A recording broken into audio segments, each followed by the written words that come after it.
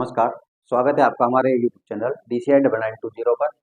आज अपन एक ऐसे महत्वपूर्ण टॉपिक पर बात करने वाले हैं जिसमें से हर साल, हर पेपर में, हर एग्जाम में एक ना एक क्वेश्चन जरूर पूछा जाता है और वो टॉपिक है बिजोलिया शिलालेख। देखो, वैसे तो आपको बिजोलिया शिलालेख के बहुत सारे वीडियो आपको यूट्यूब में मिल जाएंगे, लेकिन जो मैं आपको यहाँ पर बता रहा हूँ, एक ही वीडियो में संपूर्ण जानकारी आपको कहीं पर भी दूसरी जगह से कोई भी चीज पढ़ने की जरूरत नहीं पड़ेगी। तो इसको ध्यान से देखें, एक ही वीडियो में आपका विजुअल शिलालेख क्या हो जाएगा, कंप्लीट हो जाएगा। देखें आप, देखो विजुअल शिलालेख मूलतः ये जैन दिगंबर लेख है जो 1170 ईस्वी का है।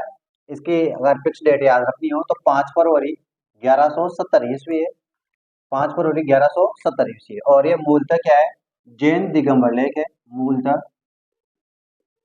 जैन दिगंबर लेख है जो भीलवाड़ा जिले के बिजोलिया शहर के एक पार्श्वनाथ मंदिर में लगा हुआ है। कहाँ लगा हुआ है? भीलवाड़ा जिले के बिजोलिया शहर के एक मंदिर है बिजोलिया में, पार्श्वनाथ मंदिर। इस पार्श्वनाथ मंदिर के पास में एक चट्टान पर यह लगा हुआ है, उत्कीर्ण है। इसे 1170 ईस्वी में, ये जो बिजोलिया शिलालेख है, इसे 1170 ईस्वी में जैन दिगंबर श्रावक लोलाग ने, क्या नाम है, जैन दिगंबर श्रावक लोलाग ने कुंड, वहां पर मंदिर और कुंड बनवाया था। तो मंदिर और कुंड की स्मृति में क्या कराया, इसको उत्कीर्ण करवाया था, बनवाया था। तो किसने बनवाया है, किसकी स्मृति में बनवाया गया था? श्रावक लोलाग ने जो कुंड और मंदिर बनाया है 1170 ईस्वी में, उसकी स्मृति में क्या बनाया गया था, बिजोलिया शिलालेख उत्कीर्ण किया गया है। अब देखो, इस बिजोलिया शिलालेख से अपन को क्या क्या जानकारी मिलती है, तो संपूर्ण जानकारी मैंने यहाँ पर दी है, कहीं जाइएगा नहीं, एक बार इसको पूरा कंप्लीट देखें। देखिए आप, क्या क्या जानकारियां मिलती है इससे। तो पहली जानकारी मिलती है सांबर और अजमेर के चौहान वंश की सूची मिलती है इसमें। पहली जानकारी क्या मिलती है, सांबर के चौहानों की और अजमेर के जो चौहान है उस पूरी की पूरी उनकी क्या मिलती है, यहाँ पर सूची मिलती है, उनके वंश की क्या मिलती है, सूची मिलती है। दूसरी, यहाँ इसमें इस बिजोलिया शिलालेख में चौहानों को वत्स गोत्र के ब्राह्मण बताया है। इस बिजोलिया शिलालेख में जो चौहान वंश है, उन चौहानों को क्या बताया है, गोत्रीय ब्राह्मण बताया गया है। मतलब उसमें तो लिखा हुआ है विप्र, उसमें क्या लिखा हुआ है, विप्र श्री वत्स गोत्रे भूत, क्या लिखा है, विप्र श्री वत्स गोत्रे भूत, मतलब विप्र का मतलब होता ब्राह्मण। तो क्या बताया गया है, वत्स गोत्र के ब्राह्मण बताया गया है। किनको? चौहानों को। किसमें बताया गया है? बिजोलिया शिलालेख में बताया गया है। नेक्स्ट है, इसके अनुसार चौहान वंश की अजमेर शाखा, चौहान वंश की अजमेर शाखा का एक महान राजा हुआ है, महान शासक हुआ है विग्रहराज चतुर, जिसका नाम बिसल देव भी है। इसको कवि बांधव भी कहा जाता है। क्या कहा जाता है? कवि बांधव।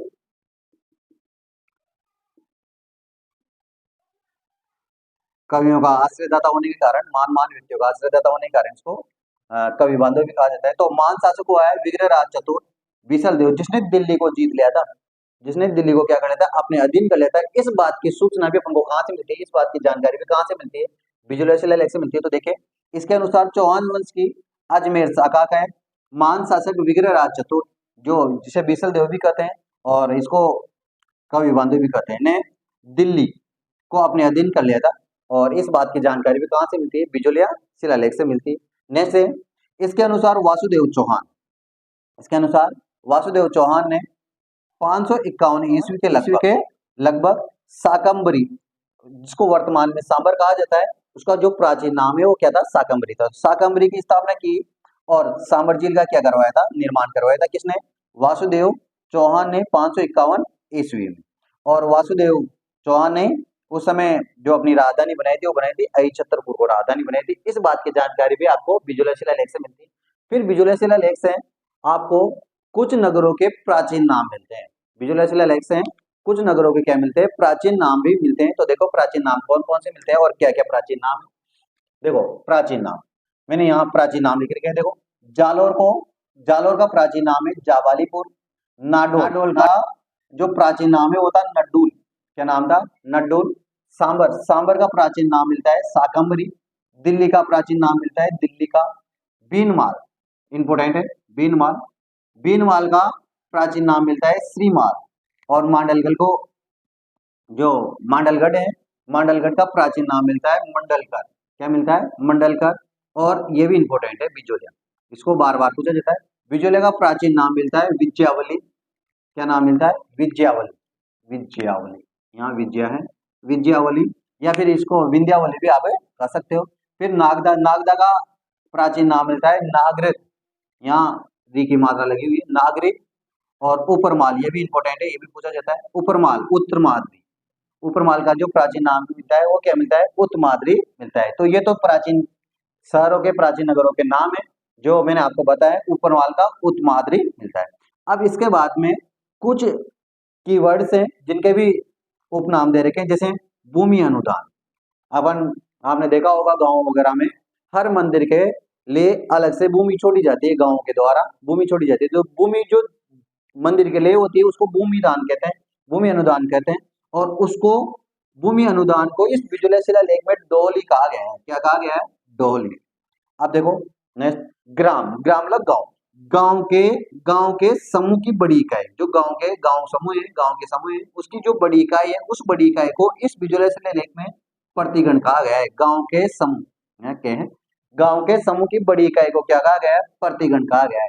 और प्रतिगण मतलब गांव के समूह की बड़ी इकाई को क्या कहा है? प्रतिगण। और प्रतिगण का जो अधिकारी है उसको कहा जाता था पारिग्रह, पारिग्रही। क्या कहा जाता? पारिग्रही। और गांव का जो अधिकारी होता था, एक अकेला जो गांव होता था, उस गांव का अधिकारी को महत्तम कहा जाता था। क्या कहा जाता? महत्तम।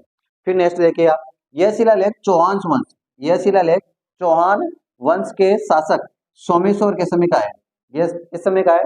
चौहान वंश के शासक सोमेश्वर के समय का है। और इस शिलालेख के रचयिता है गुणभद्र, और इसके उत्कीर्णकर्ता है गोविंद, जो नानिंग पुत्र है, मतलब गोविंद के बाप का नाम क्या था? नानिंग था। तो ये आपका पूरा विजुअल शिलालेख है जिसकी मैंने संपूर्ण जानकारी आपको दे दी है। इसके बाहर से आपको कहीं से कुछ भी पढ़ने की जरूरत नहीं है, ये कंप्लीट इसमें से आपको क्वेश्चन मिल जाएंगे हर एग्जाम में। तो ये था विजुअल शिलालेख। तो अगर आपको समझ में आया है और वीडियो पसंद आया है तो लाइक और शेयर जरूर करें, और चैनल को सब्सक्राइब जरूर करें।